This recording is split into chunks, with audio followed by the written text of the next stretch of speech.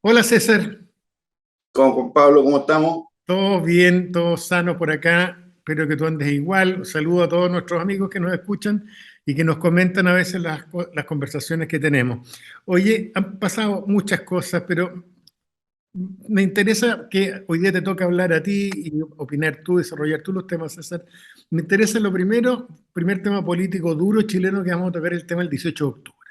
Se nos acerca, ¿no es cierto?, esta semana eh, la conmemoración del 18 de octubre, el ruido dentro del gobierno por el tema de orden público, pero me interesa más que el tema puntual de orden público, que ojalá no pase nada grave, es que hablemos sobre cuál es tu mirada, César, hoy día en aspectos políticos, en aspectos económicos y constitucionales, desde el punto de vista del contrato social, de qué es lo que, cuál es el estatus hoy día, el legado hoy día del 18 de octubre y las movilizaciones posteriores, que obviamente cambió mucho detrás del rechazo, del voto del 60-40 del rechazo.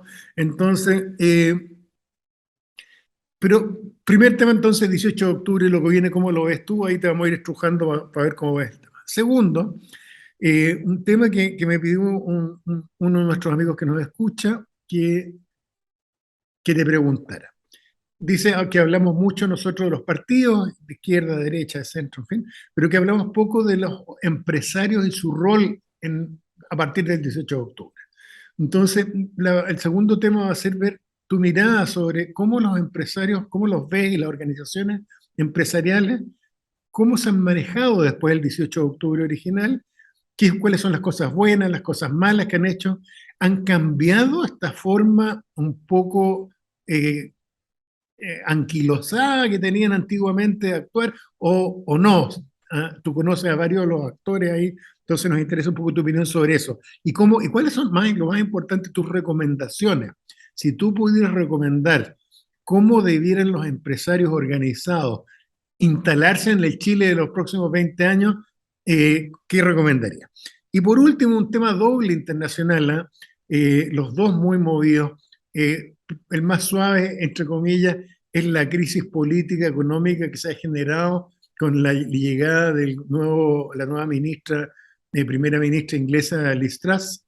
Eh, ¿Cómo has visto esa situación, no es cierto? La presión con los bonos ingleses y toda la crisis política, el desempoderamiento que ha tenido, y además el tema de Ucrania, este hecho tan sospechoso que pasó que todavía nadie aclara, es una cosa muy rara como novela James Bond, estos bombazos sobre los tubos, ¿no es El cierto? puente. Los viaductos y el puente, están pasando cosas raras ahí adentro. Entonces, también vamos a querer tu opinión sobre Ucrania, pero vámonos al tiro, César, al primer tema. ¿Cómo estás viendo tú hoy día, no como hace un año, después del plebiscito de rechazo? ¿Cómo ves el 18 de octubre, las cosas buenas, cómo aprovechar la experiencia del 18 de octubre? Eh, ¿Y cómo crees que va a enfrentar el gobierno y la clase política el tema del 18 de octubre que viene? A ver, difícil pregunta. Yo creo que el 18 de octubre queda desvalorizado frente al plebiscito del 4 de septiembre. ¿Ya? O sea, yo lo veo con temor, obviamente, de que salgan los vándalos de nuevo, de que no tenemos suficientes herramientas como para combatir aquello. Yo no sé si Carabinero ha aprendido o no, por lo menos no nos han contado qué es lo que han aprendido. Se ve con temor, pero por otro lado con un grado de tranquilidad diciendo, ¿sabéis qué?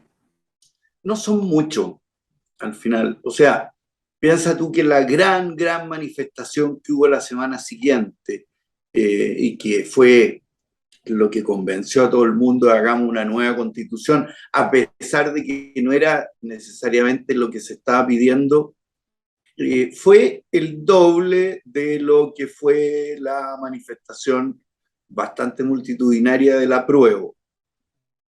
Yo creo que el 4 de septiembre abrió muchas ventanas y muchas reflexiones que no habíamos hecho y se nos quitaron algunos sustos. O sea, hoy día puede haber vandalismo, puede haber una pila de cosas, pero el país como país es un país que es más bien de centro, que es democrático, que quiere el respeto a las instituciones, que no odia a los carabineros, que no odia a las Fuerzas Armadas, y que está por un cambio tranquilo, que está por un cambio con sentido común, que no quiere una refundación, pero quiere algo nuevo, que sí siente que hay abusos, que sí siente que hay cosas que estuvieron súper mal, eh, que los últimos 30 años tampoco fueron horrorosos, pero sí que se desaprovecharon muchísimas oportunidades, muchísimas, muchísimas.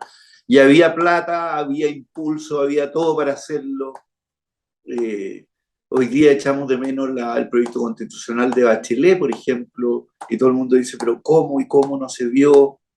Y fue tan atacado Errores desde gruesos, dentro, ¿eh? Errores gruesos por ¿no? lado y lado. También errores de quienes son hoy gobierno, es decir, el Frente Amplio del Partido Comunista, que apoyaron en forma sin mayor crítica el vandalismo y la violencia. Yo creo que le están pasando la cuenta hoy día están reproduciendo los tweets que mandaron cada uno de todos estos personajes. eh, y por un lado, ¿no es cierto? Eso crea ruido, pero crea oportunidades, como por ejemplo Elin Matei, que dice, sí, eh, todo el mundo tiene derecho a cambiar de opinión y lo importante es que se note el cambio, ¿verdad? Yo creo que ahí estamos frente a un personaje que tiene muchísimo, muchísimo potencial. ¿Qué cambió? A ver, cambiaron cosas así como yo no sé, Juan Pablo, si tú has ido al centro, pero el centro es como ir a un país que está en guerra, es como ir a Kosovo, una cuestión bien trágica que, que, eh, que pasó. Entre medio tuvimos una elección presidencial en que ganó Boric, nada menor, ¿ya? Uno de los líderes de esta cosa con el Partido Comunista. Hubo una elección que, a contrario censo de lo que pasó ahí, salió un parlamento raro, un parlamento paritario, con un partido de la gente que tiene más olor a ultraderecha populista que a centro. Por lo tanto, a ver, Juan Pablo, nos cambió la vida, nos cambió todo. Yo te diría que desde el punto de vista de la derecha, de las Fuerzas Armadas, de los agricultores y grupos empresariales grandes, eh, pasaron y pasamos un susto grande si se hubiera ganado el apruebo, ¿ya? Y yo creo que el pueblo chileno nos dio una oportunidad nueva para rearmar, repensar, y a mí me da un poco de miedo los apuros, o sea, realmente necesitamos apurarnos en una cosa que es tan importante. Me da susto también que los nuevos convencionales que vienen sean cuoteados con, por los partidos políticos con políticos antiguos. O sea, ahí me cargaría ver de constituyente a Desborde, a la Carla Rubilar y a políticos jubilados que no ganaron en la elección, pero que les van a pagar el favor, Andrés Alamán. Y por otro lado igual, o sea, realmente uno lo que quisiera es que los partidos políticos se pusieran serios y pusieran a la mejor gente técnica que tiene y que sabe del tema, que te pusieran a ti, por ejemplo. El otro, pero Juan Pablo, el otro día una amiga joven, ¿ya? Me decía, oye, ¿y si a mí me interesara postular? Y yo le pregunté a alguien muy cercano que tengo que está bien metido en la U y me dijo, pero ni una posibilidad, me dijo, los partidos van a potenciar como trampolines para la próxima elección parlamentaria a gente.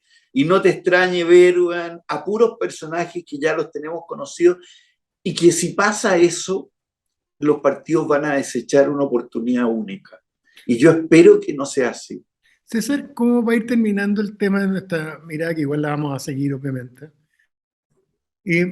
¿Tú crees que existe el riesgo de que aquí, en esta cuestión pendular que tenemos de estos votos, ¿no es cierto?, que nos medio a la izquierda, a la derecha, a la izquierda, a la derecha, cada vez que gana, ¿no es cierto?, alguien, uno dice, ganó Boric o ganó la opción originalmente el 80% por la nueva constitución, con convención, y hubo gente derecha que se puso histérica y empezó a decir, es que el país siempre ha sido de izquierda.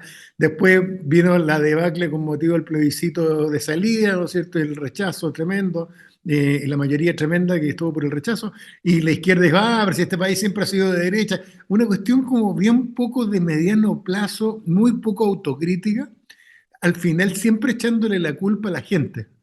Que la gente es estúpida, sea que ganó la izquierda o ganó la derecha, en vez de ir leyendo bien este tema. Te lo digo porque el otro día me preguntaba también un amigo el tema de si creíamos que podía haber el riesgo que volviera a haber otro rechazo.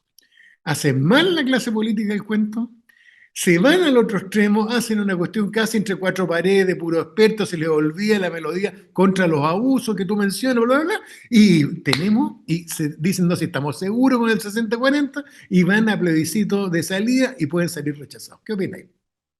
Que puede ser, que yo creo que si la gente ve que los partidos políticos no se lo toman en serio, pero en serio, o sea, de poner a sus mejores personajes, a sus mejores gente, validadas por el público, de una u otra manera, y si aparecen las viejas caras políticas metidas ahí, yo creo que la posibilidad de que haya un nuevo rechazo es una posibilidad, porque la gente también se cansa de este cuento de para allá, para acá, del gallito, de la cuestión, de la gente con la calculadora en la mano.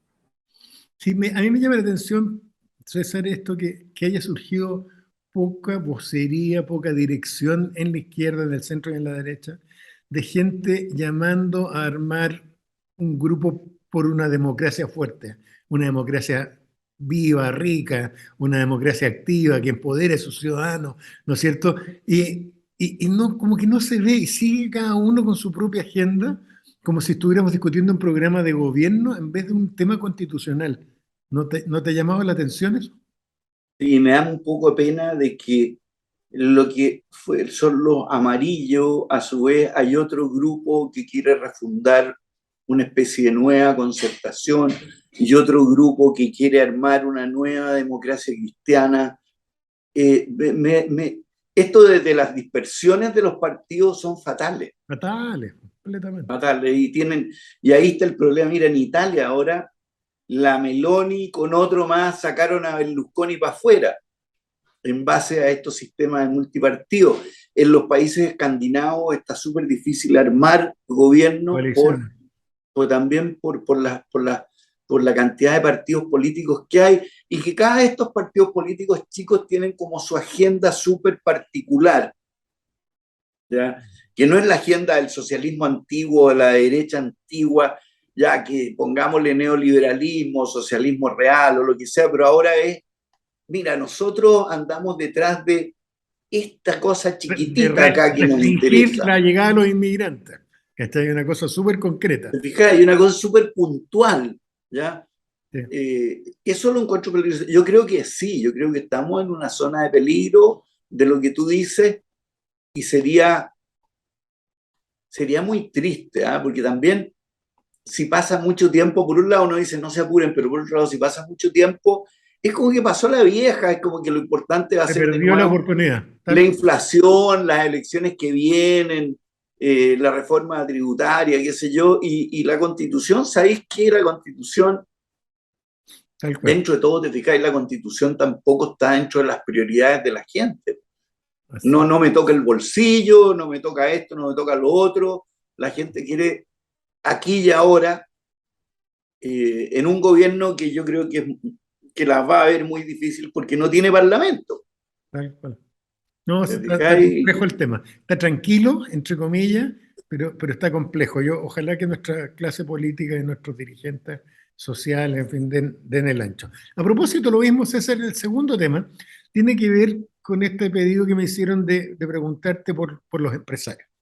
No solo los hipergrandes, no solo la SOFOFA, ¿no es cierto?, la CPC como organismo aglutinador, sino no, de lo que creo que son las pequeñas empresas para arriba, de más de 200 trabajadores, los empresarios que ya son grandes, no los mini pymes.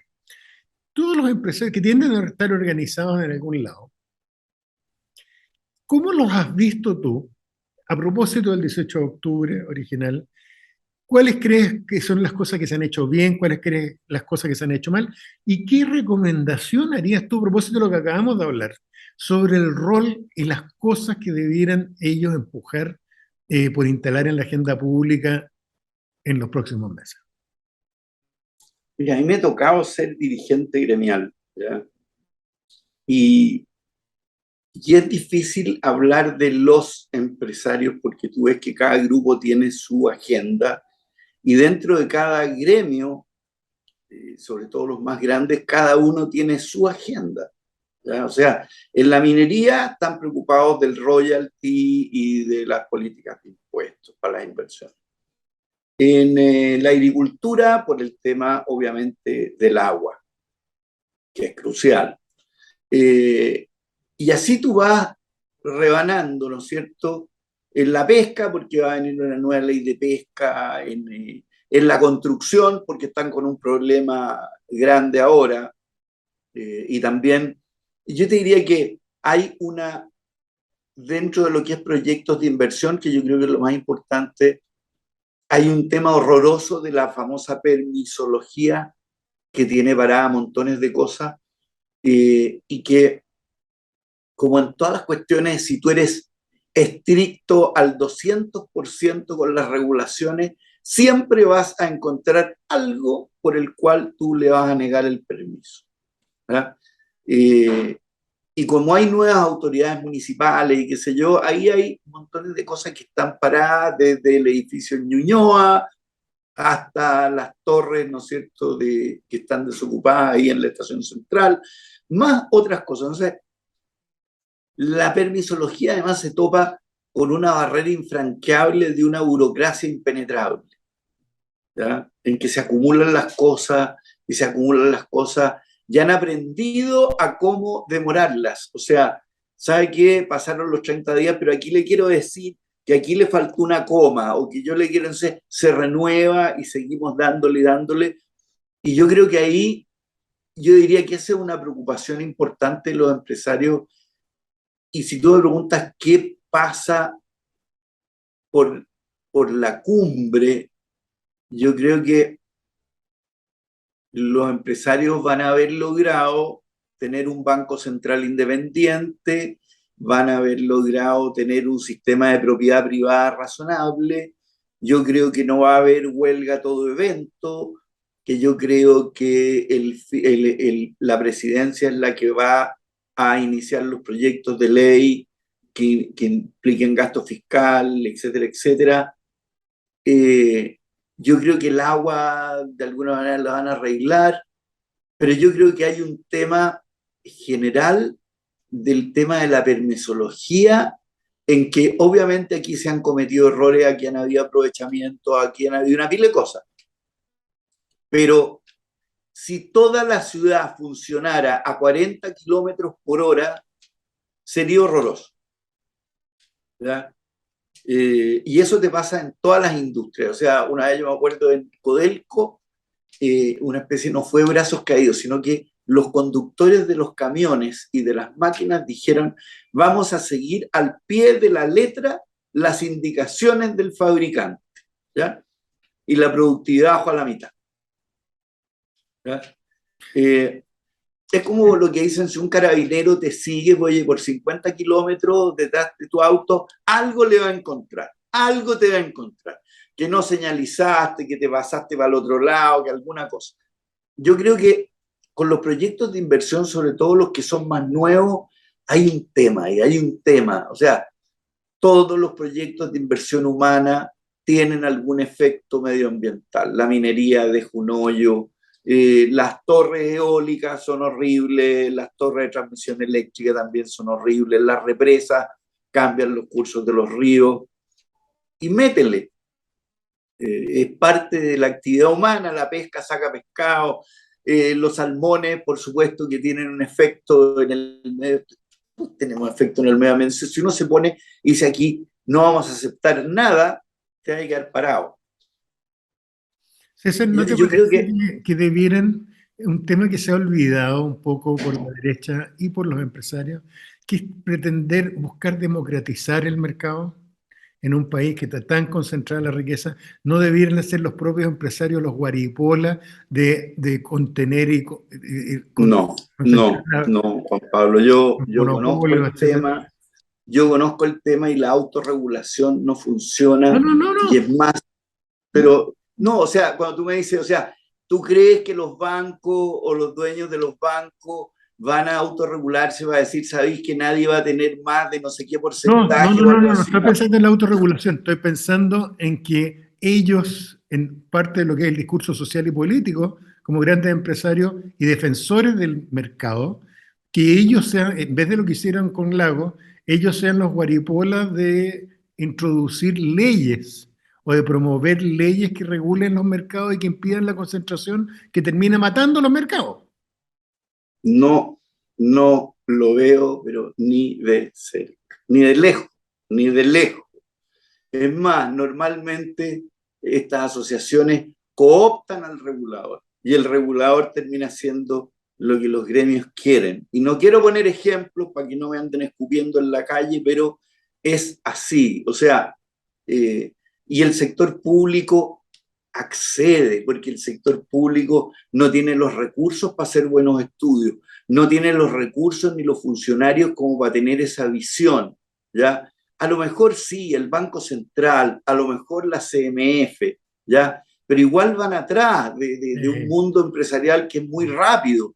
Eh, no, no, no, eso sería de alguna forma autorregular. O sea, hagamos una ley para que esta cuestión no se nos dispare y no tengamos un sistema más equilibrado. No Ni en funciona. sueño, Ya. ni Oye, en César, sueños. vámonos a temas internacionales porque hay dos temas que están calientes ahí que yo sé que te gustan los dos, ¿no? Lo primero, tu opinión sobre todo lo que pasaba en Inglaterra, César. Los problemas, las que hoy día estaba leyendo el Economist y le sacan la mugre, Oye, echaron al ministro de Hacienda. echaron al ministro de Hacienda, pero además a ella le pegan hoy día en el Economist con una forma brutal por lo precipitada, lo tal. ¿Cómo ves ese tema? Y después te voy a preguntar por las dos cosas estas graves que han pasado en Ucrania. ¿Cómo ves el tema en Inglaterra? Bueno, mira, yo creo que ella quiso hacer. A ver, Inglaterra viene, es una economía, a pesar de ser los padres del capitalismo y de la revolución industrial, es una economía súper regulada, súper regulada, ¿no? Para todos lados, excepto en el mercado de capitales, en que tienen las puertas abiertas para los extranjeros, además, ellos no se meten, pero ella quiso dar un salto adelante en productividad como lo quiso en su minuto Thatcher, que desreguló y efectivamente Inglaterra se pegó un zumbido en una Inglaterra que está igual que ahora con inflación, con recesión, con un montón de huelga, con montones de problemas.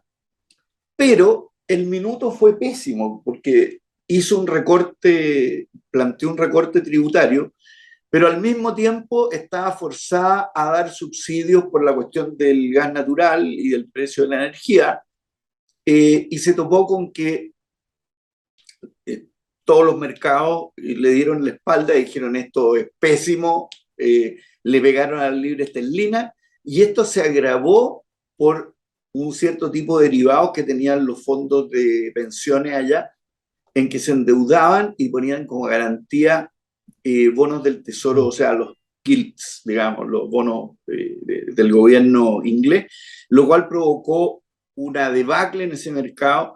Echaron pie atrás, pero no resultó, porque no es que echaron pie atrás completo, sino que echaron un poco pie atrás, ya se dejaron a la señora un poquito embarazada, ¿ya? Y el cuento no para, y yo creo que no para, y yo creo que ella va a tener que, va a salir, yo creo que la van a sacar. Ahora, lo raro es que el partido laborista tampoco tiene líderes. Así es, tan parecido a nosotros, efectivamente. Fíjense, es como los otros, y el Partido Conservador, después de un parto con dolor, sacó a esta señora metió la pata, echó al ministro de Economía, pero ahora qué va a pasar es como difícil. Y al final tú dices, parece que al final los gobiernos y todo lo que es importante lo manejan los bancos centrales. Fíjate tú que estamos todos pendientes, ¿qué es lo que va a hacer con la tasa de interés del Banco Central Europeo? ¿Qué es lo que permite el Banco Central Europeo que se gaste o no se gaste? ellos son los que vigilan que no haya déficit fiscal, a quién le dan o no le dan la plata, si cumplen o no cumplen parámetros, el Banco de Inglaterra lo mismo, la Fed lo mismo, y en Chile el Banco Central lo mismo. Y esa es la responsabilidad que les cabe a los bancos centrales en la economía actual, incluso a los bancos, al Banco Central de China, ¿ya? Es tremenda, porque es como lo que te ata, es el ancla. Entonces tú ves hoy día quiénes son los ministros mejor evaluados. Afortunadamente, Carolina Toá y Marcel. ¿Ya? Y Marcel, ¿qué es lo que le valida? Marcel lo valida haber sido presidente del Banco Central. Eso es lo que lo valida. Si acaso fuera, no sé, Arenas, ¿te acuerdas tú? No lo validaron y no funcionó. Nunca Fíjense, ahí hay un tema interesante a nivel mundial de qué es lo que está pasando. Y respecto a Ucrania, Rusia, yo veo a Rusia desgastada en esta movida. Y a la Unión Europea y a Estados Unidos envalentonados. Definitivamente los ves, envalentonados. pero ¿cuál es la salida? Metámonos en el aspecto político más que el militar. Esta cuestión tiene que tener una salida. Siempre hemos hablado que uno se asusta imaginándose a los rusos y en particular a Putin acorralados, ¿no es cierto? Y tú tienes razón, la imagen y los hechos han ido mostrando a una Federación Rusa muy debilitada y un Putin muy debilitado. Entonces, ¿qué crees que va a pasar? ¿Tú crees que hay espacio de salida para una salida negociada o no? ¿Cuál es tu pronóstico de cómo ves las cosas hoy día? Siempre hay salida negociada, pero mira, cuando el presidente Wilson planteó en la Primera Guerra Mundial los 10 puntos, que eran súper razonables, y dijo, hagamos un armisticio, ¿ya? Y tanto los alemanes como los aliados dijeron, no vamos a ceder lo que tengamos porque ya se nos han muerto tanta gente, ¿cómo vamos a echarnos para atrás después de todas estas pérdidas humanas? Y siguieron perdiéndolas, o sea, una cosa de realmente loco. Entonces, siempre puede haber una salida negociada. Yo no sé quién, hoy día el Papa no es un poder, los chinos están esperando que se desgaste Rusia y que se desgaste Occidente. ¿Quién puede mediar en esto? Que se queden con un pedazo de lo que agarraron. Pero la herida quedó, o sea, la herida va a estar ahí, murió un montón de gente. Y O sea, ¿tú siempre crees van que a puede decir ser, esta. después de 4 siglos, tú crees que puede ser el inicio del declive de verdad, de fondo de los rusos? No, porque es un país igual súper grande que tiene sus recursos naturales, o sea, van a seguir siendo los principales exportadores de petróleo, los principales exportadores de grano. No, a ver, eso no va a cambiar. Lo que sí que van a ser un país poco confiable por mucho, mucho tiempo. Claro. ¿Ya? Ahora se está metiendo Bielorrusia. ¿Ya? Y entonces el otro día decían, oye, porque está de moda esto de tomar la nacionalidad, por ejemplo, en Portugal, que tú tienes que invierte $1 millón, una cosa así, te vivís 3 meses allá y chao. Y en Estonia te piden $100.000, ¿ya? Pero yo le decía, pero está ahí al lado de Rusia, no es broma. Y te Esto en regalan el una máscara zarpazo. nuclear al mismo tiempo. ¿Te Oye, fijas? Entonces, ¿cómo, yo no sé cuál puede ser la salida, no sé qué pensáis tú, de qué puede yo ser. la veo difícil porque si estuviéramos hablando con un dirigente a propósito de Putin, más normal, más político puro, menos narciso, menos orgulloso, yo te diría que uno debería decir, no es tan difícil articular algún acuerdo. Ah, me imagino Y estos las Fuerzas acuerdos. Armadas, Juan Pablo. Las Fuerzas Armadas, los rumores, que hay poca información, yo estaba leyendo lo que hay, y claro, hay un sector que dice que hay un sector duro que está presionando a Putin por respuestas extremas, pero yo no lo tengo claro porque están muy debilitados todos, porque además imagínate la fuerza que van a tener los militares después de no ser capaces ellos de conducir una guerra convencional común y corriente, no obtener supremacía aérea ni nada, no poder proteger sus oleoductos. ¿Ah? No, no sé qué te pareció a ti, pero a mí me pareció digno de película de James Bond el tema loco, además esta cosa de las bombas sobre no solo el puente de Crimea, sino más grave me parecieron la destrucción de los oleoductos, o sea, de los gasoductos en el mar Mm. Báltico, y que nadie supiera quién fue, weón. Y que no se dijera, y uno dice, pero ¿cómo? Y los norteamericanos como mirando para arriba, así con cara, yo no he hecho nada, y con teorías locas, no sé si viste la teoría del propio Economist, citaba que una de las posibilidades que fueran los polacos, por ejemplo, que tenían un submarino Mira, capaz de hacer, no sé. Entonces, yo tengo la impresión, César, que es peligroso el escenario en que estamos con Putin debilitado, porque no lo veo él haciendo lo que hicieron los rusos, ¿te acuerdas? Después de 13 días, con motivo de la crisis de los misiles en Cuba.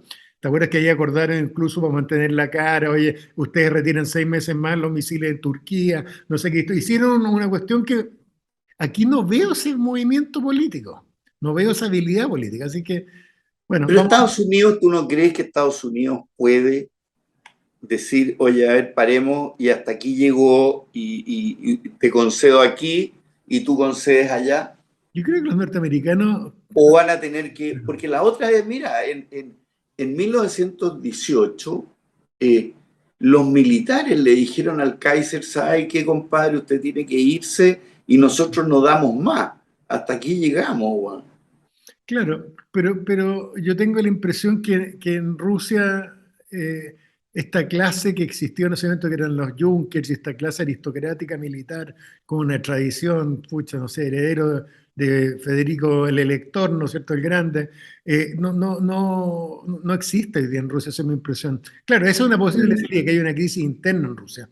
Pero si no hay crisis interna y Putin se mantiene, yo lo veo súper difícil, muy difícil. Pero yo creo que si hay una crisis interna en Rusia, los que van a tomar el poder van a ser los militares. Es que no tenéis mucha alternativa, sí, pues. No tenéis No mucha, tenía alternativa porque no tenía un sistema político maduro. no tenéis mucha alternativa, efectivamente. Oye, César, bueno, vamos a seguir con todos estos temas porque todos están muy dinámicos. ¿Qué recomendación tienes de película, de libro y de restaurante? Mira, el libro, tengo un libro que se llama Stalin, Una vida, de Robert Payne, en que cuenta, lo mejor es la introducción, en que te dice, este weón era malo, malo, malo. O sea, a ver, es como un gallo que hacía maldades, no, a ver, ni siquiera por ideología, porque tampoco era marxista de verdad, era malo, o sea, es bien impresionante cómo va evolucionando el revolucionario al que el poder, la desconfianza, el manejo, bien interesante, ¿ya? En Bueno, película, a todos los que les gustó Sisi Emperatriz, vean La Emperatriz en Netflix. Es una miniserie, ¿ya? En que se cuenta la historia de ella. Es una triste historia, by the way. No tiene nada. y glamorosa. Es como que se casa con Francisco José y uno que conoce la historia dice, y fueron infelices para siempre. Pero vale la pena, está bien actuada, bien ambientada, etcétera, etcétera. ¿Ya? Y en restaurante, este yo no he ido, pero alguien que conozco hoy día me lo recomendó y se llama La Casa Vieja y está en Vitacura con las tranqueras comida chilena. Ahí mandé yo el cuento, y está la carta y toda la cuestión, comida chilena rica, rica, me dice. Muy Y bien. yo hoy día con amigos a la dicha. ¡Ah! ¡Qué rico! ¡Qué rico!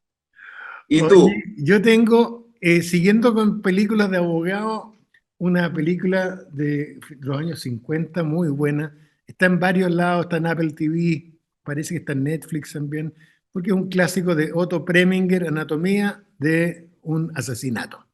Anatomy of a Murder.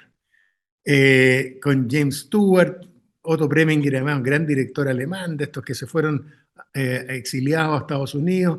Muy, muy buena película y que muestra muy bien el trabajo del abogado no corporativo, del abogado litigante penal medio artesanal. ¿Ah? De un pueblo chico, además, no una ciudad grande. Muy, muy interesante la película y un clásico, ¿ah? Dentro del cine. Del libro tengo este libro que me lo regalaron, me lo regaló mi hermano hace muy pocos días atrás. Pucha, que no me lo he alcanzado a regalar y ya me lo leí. Es una especie de autobiografía de Susan Meyler. Susan Meyler es una mujer chilena, nacida en Estados Unidos, norteamericana, pero hoy día chilena, eh, que es psicoanalista y que es hija de Norman Mailer, con quien aparece ahí en la portada. Mira. Claro, Ya. hija de Norman Mailer. Entonces cuenta, es de verdad apasionante lo que ella cuenta. Fuera que es psicoanalista, entonces va describiendo los aspectos emocionales y cómo le impactaron estas cosas muy bien. Pero cuenta la historia de este personaje que, no sé, para ti, César, pero para mí, cuando uno estaba construyendo como su masculinidad en la adolescencia, en la universidad, para uno personajes como Jack London, personajes como Hemingway, qué sé yo, Luis Buñuel, el Norman Mailer. Norman Mailer fue soldado en la Segunda Guerra Mundial, escribió su mejor novela, que la escribió a los 23 años, su mejor novela, los desnudos y los muertos, con su experiencia en la guerra, en la Filipinas, en la Segunda Guerra, de terror, pero muy bien escrita, pero un personaje rudo, de estos intelectuales, ¿te acuerdas como Hemingway, que andaba cazando, se andaba agarrando cornetes con la gente en los bares, digamos, eran gallos rudos, ¿eh? Y que para mi generación, por lo menos para mí, fueron muy importantes, ¿eh? Uno los idolatraba en la adolescencia. Y esta es la hija.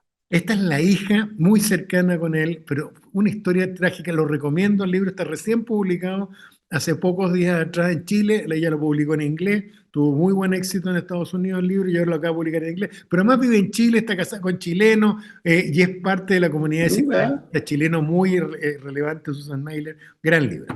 Y como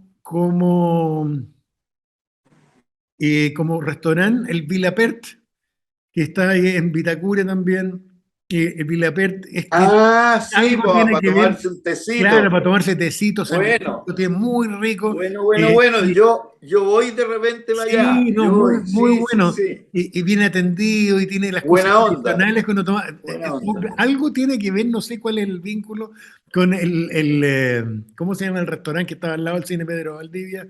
El Villarreal, ¿te acuerdas? Como el Villarreal, tiene Esto algo el es Villarreal, como sí, una sí, sí. variante, no sé si es de alguno de los dueños aquí, pero lo recomiendo encarecidamente. Sí, Ya, ahí sí. estamos con nuestras recomendaciones, César. Qué bueno conversar, seguir conversando y próxima semana nos vemos, así que cuídate Eso. y estemos atentos a los acontecimientos que seguiremos conversando en la próxima ronda.